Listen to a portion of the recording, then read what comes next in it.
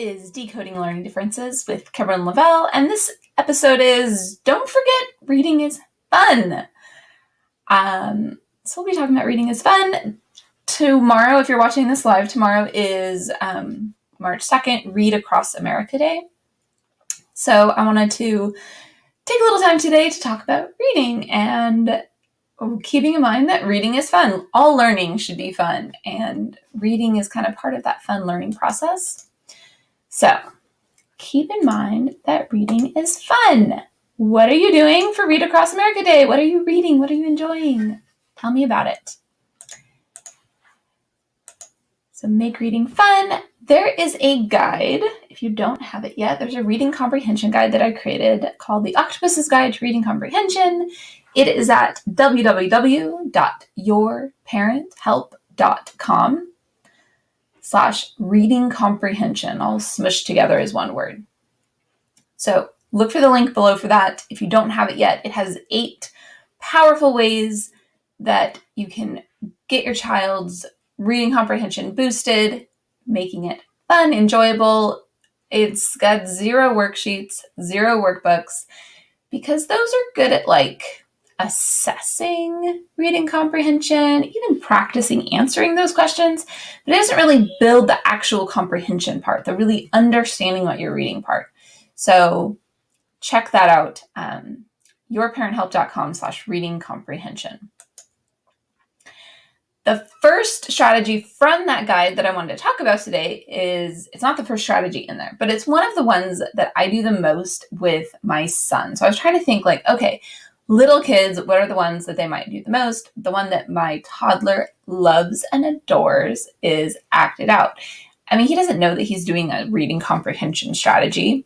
He just knows that he's enjoying reading. And so we read something, and then he's acting it out all day long, all over the place. And I don't know if he would have started doing that naturally anyway, but we kind of fostered that from the beginning, that after he read something, we were playing that game, we were talking about it, we were acting it out with little characters. So it can be, when you're acting something out, it counts if you have other animals that are kind of acting it out, you're modeling it, playing with it that way. Or you can be in character and you're living it, you're this character. There's just so many that he loves to do. One of them is he loves to pretend to be a firefighter from one of his stories, who's chopping down the playroom door to save Huckle. And so he says all the words, and as he's saying it, his whole body is moving and engaged and acting it out. And when you're acting out what you've read, you definitely understand what you just read, because you can't do it if you don't know what to do, right? So that's a really fun one, especially with the younger kids who tend to be a little bit more willing to get silly and fun and act things out. You can definitely have some dress-up clothes that would support it. You can also have little characters. A lot of times the older kids still like acting things out, but they do it more in small ways with little characters. And it doesn't have to be an exact replica of what was in the story, but you can even have just a little block and call it, well, this is the firefighter.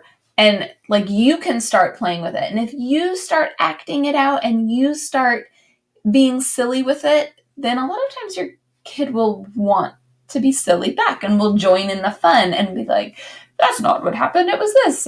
Or they'll go along with it, or you'll see them doing the exact same thing later, maybe with the same book, maybe with a different book. So act it out is one strategy that I would highly encourage you to try, especially if you have the younger kids.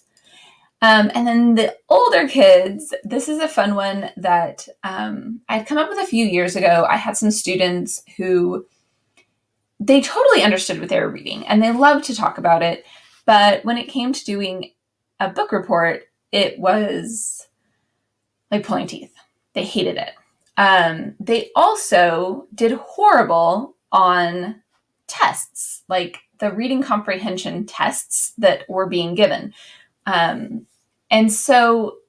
we knew that they understood it. So it was we wanted them to be able to do something else to show that they understood it.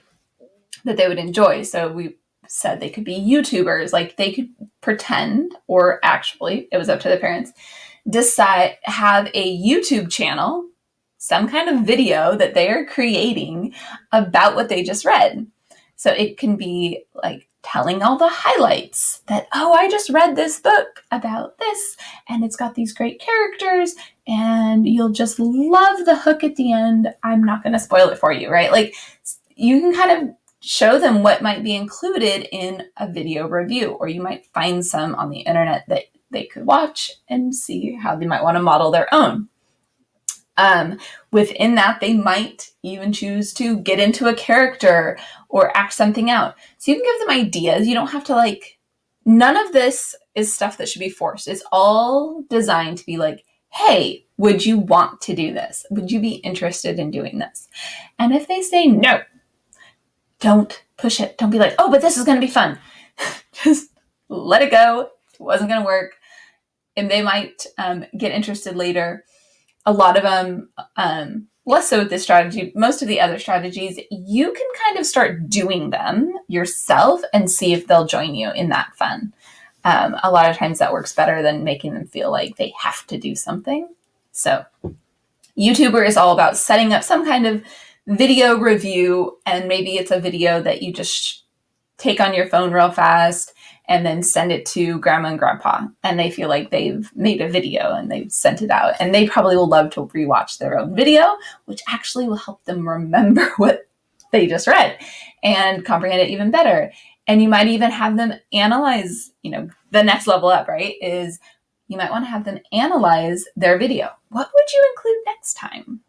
What do you think you could do differently that might make it a little more interesting or a little better? Or did you include all of the most important things that you think readers really should have? And it doesn't have to be and so if your child is currently in school, a public school or private school, or any kind of formal schooling, or if they've recently been pulled out, they might be hesitant to be analyzed or to do analysis in that way if there was resistance in school, because they might feel like you're saying it's not good enough, or you're saying it needs to be better. They might feel like there's some kind of grade attached to it. And if they say, yeah, they could have done better, then they're getting an F or they're getting a C or whatever. They might feel a little anxious about it and just say, well, we're all, you can just make it light and just let them know, I'm always looking for ways to improve everything I do, right? We're never the best ever possible. We always have room for growth. So I'm just wondering, what you're noticing that you could improve on next time. What could be better next time? So it's definitely true for me. I have a lot of room for growth. I know that I'm going to be embarrassed in a few years when I listen to these podcasts or watch these videos. Oh man. But we're always improving. And that is life. Okay. So again, you can get the guide with all 8 of the strategies. I just talked about 2 of them today. But you can get the guide with all 8 of the strategies at www.yourparenthelp.com/reading comprehension. And let me know how it goes, what you're thinking, what you're feeling. Again, this has been Decoding Learning Differences with Kimberly Lavelle, and I will talk to you next week.